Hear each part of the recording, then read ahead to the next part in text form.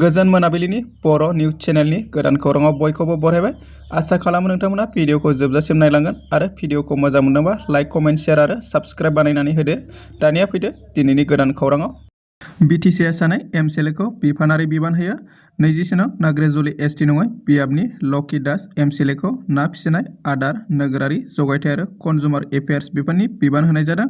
बेबादिनो कामेश्वराय MCLA मुं थिसनजानायखौ हा संरैखाथि आरो सेरिकालचार बिफाननि बिबान होनाय जादों।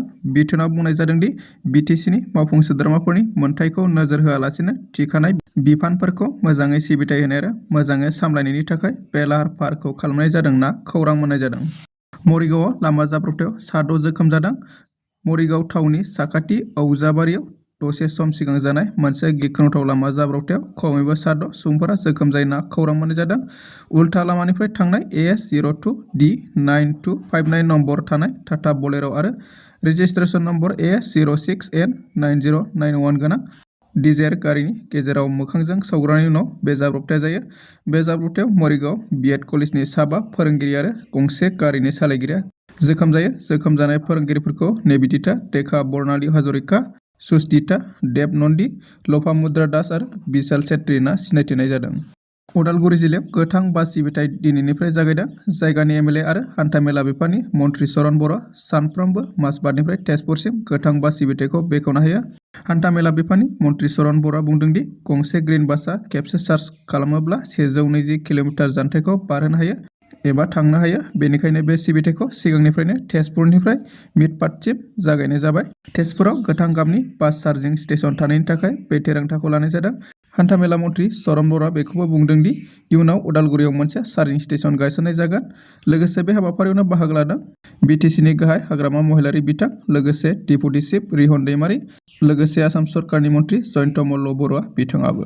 बिजिनि दख'रा एबसुनि सिङाव थानाय टेंफाख्रि फोथार बरलागावआव बिजिनि चिराङाव 9, 10 आरो 11 जानुवारि 2026 खालाराव सानथामनि हाबाफारि लानानै खुंजानो गोनां बर' थुनलाइ आफादनि 65थि बोसोरारि जथुम्माजों लोब्बा लानानै बानजायनाय रुंसारि महिनी महन बसुमतारी गोसोखां दिन्थिफुंसालियाव बिजिनि दख'रा एबसुनि मददजों दालाइ एबसुफोरनि मोन 12 आयदानि सायाव बर'नि दोरोङारि खान्थि दिन्थिफुंनाय जागोन।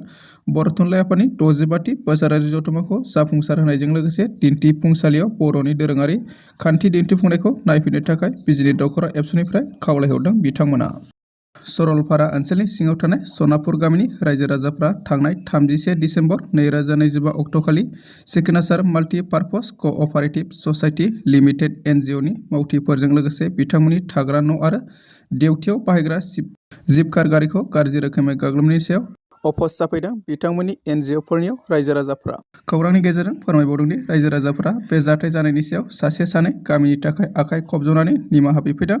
सिकनासार multi purpose cooperative society limited NGOनि मावथिफोरनिसिम Sikhnasar multi purpose cooperative society limited NGOनि गाहाय नेहाथारि मानाव गेदेर जयसार नार्जारिखौ गाज्रि रोखोमै मुंस'नायनि सायावबो खेमा बिफैदों। बिथांमोना सिकनासार माल्टि पार्पस क'अपारेटिभ ससाइटि लिमिटेडनिफ्रायबो बिथांमोनखौ खेमा होनाय जाबाय होनना फोरमायदों खौरांनि गेजेरजों।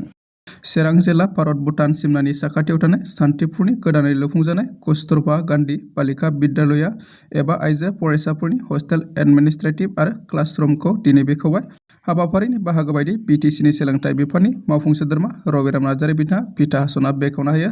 चिरां जिल्ला बेंगिरि जतिन बरा, BTCनि सोलोंथाइ बिफाननि डिरेक्टर जगदीश प्रसाद ब्रह्म, MCLA सुकुर सिं मुसारि, चिरां जिल्लानि सोलोंथाइ बिफाननि IS, सान्तिपुर गोजौ फरायसालि आरो गुबुन फरायसालिनि फोरोंगिरिफोर, फरायसाफोर, ओनसोलनि मेलेमजिबिफोर आरो गुबुन आफादनि दैदेनगिरिफोरजों लोगोसे सोद्रोमाफोराबो बे हाबाफारियाव बाहागो लायो होननानै खौरां मोननाय जादों। जानो गोनां बिधान सभा बिसायख'थिनि थाखाय साखाफारा जादों BJP दोला। दिनैनिफ्राय रायजोनियाव सोलिगासिनो BJP दोलोनि बेरायनाय लिरनाय हाबाफारि। रायजो BJP दोलोनि बिथोन बायदि दिनै गसाइगाव बिधान सभा बियाबावबो सोलिगासिनो बेरायाव लिरनाय हाबाफारिया। दिनै गसाइगाव बिधान सभा हिसाबै क'क्राझार जिल्ला BJP दोलोनि नेहाथारि राहुल नार्जारिया बेरायाव लिरनाय हाबाफारिखौ बेखेवना होयो। बे हाबाफारियाव बाहागो लानानै फैगौ बिधान सभा बिसायख'थिनि थाखाय गसाइगाव बिधान सभा बियाबाव BJP दोलोआ थाग थियारि जानानै दंखासै आरो बे बियाबाव BJP दोलोआ बिजाथि होयोब्ला देरहागोन रोखासै होनना बुंथियो बिथांमोना। दासिमनि खौराङा एसेनोसै। अन्नानै खौरांखौ मोजां मोनदोंबा लाइक, कमेन्ट, शेयार आरो साबस्क्राइब बानायदो।